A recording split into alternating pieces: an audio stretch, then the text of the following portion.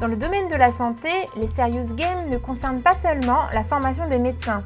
Ils peuvent aussi participer au suivi et à la rééducation des patients.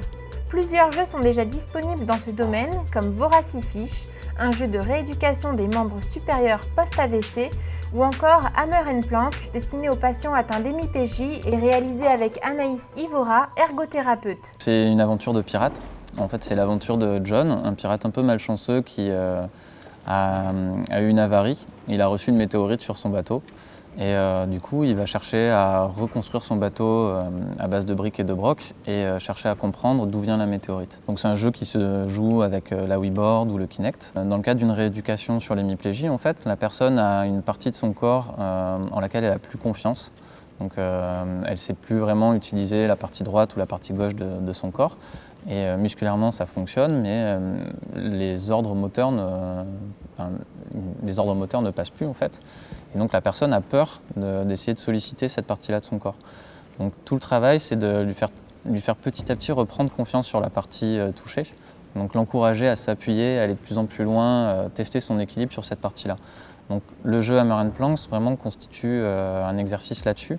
N'ayant rien à envier au jeu d'aventure classique, Hammer & Plank va inciter le patient hémiplégique à récupérer ses facultés d'équilibre. Le jeu rend ainsi les séances de rééducation nettement plus amusantes. Tout ça se fait vraiment sous le contrôle du thérapeute qui va pouvoir en direct, pendant la partie du joueur, sur un iPad, l'ergothérapeute va modifier l'arrivée des ennemis et donc s'adapter vraiment aux besoins de son patient. Actuellement, le jeu en fait, est utilisé uniquement au niveau de centres hospitaliers universitaires.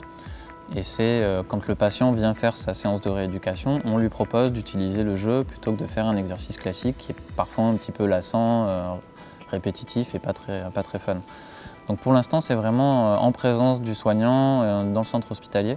Mais tout le but, c'est d'arriver à démontrer que le jeu a vraiment un impact sur la rééducation de la personne et à terme que le médecin puisse le prescrire à son patient pour qu'il y ait aussi une pratique à domicile. Aider le thérapeute durant les séances, en prolonger le bénéfice lorsque le patient retourne chez lui, mieux évaluer son adhésion au programme de rééducation, cela est d'autant plus facile si le patient peut inviter ses proches à jouer avec lui. Ce qui nous tient à cœur chez Naturalpad, c'est de développer un jeu qui reste vraiment un jeu fun avant tout. Et en fait, on croit vraiment au levier de motivation des proches qui ont envie de jouer avec le patient. Et on a un gameplay asymétrique qui fait qu'on va pouvoir jouer en coopératif avec une personne avec une manette classique par exemple, qui va contrôler la direction du tir par exemple, et le joueur en rééducation qui lui va faire juste le déplacement du bateau. On croit beaucoup en fait à en amener le fun et le ludique dans des rééducations qui aujourd'hui sont parfois un peu lassantes. Le gros problème de la rééducation, c'est le retour à domicile. En fait, la plupart des personnes, à peu près 80% des personnes qui ont une activité physique adaptée à faire au quotidien, en tout cas régulièrement pour récupérer, abandonnent cette activité parce qu'elles ont un manque de motivation. Informer, rééduquer les patients et les aider à mieux appréhender leur maladie, tels sont les objectifs de ces Serious Games. Mais au-delà de leur aspect ludique, peut-on évaluer l'efficacité réelle de ces programmes ? C'est très compliqué parce qu'en fin de compte, pour vous répondre de manière scientifique, ça serait important qu'il y ait un travail d'évaluation qui se fait en général dans des laboratoires, par des universitaires, l'INSERM, le CNRS, etc. On en est un peu au début.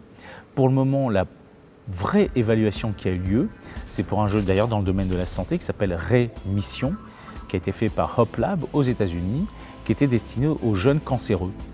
Et là, on s'est rendu compte que grâce à ce jeu, 100% des jeunes ont eu une meilleure observance, une meilleure compliance, c'est-à-dire qu'ils ont pris leur traitement régulier.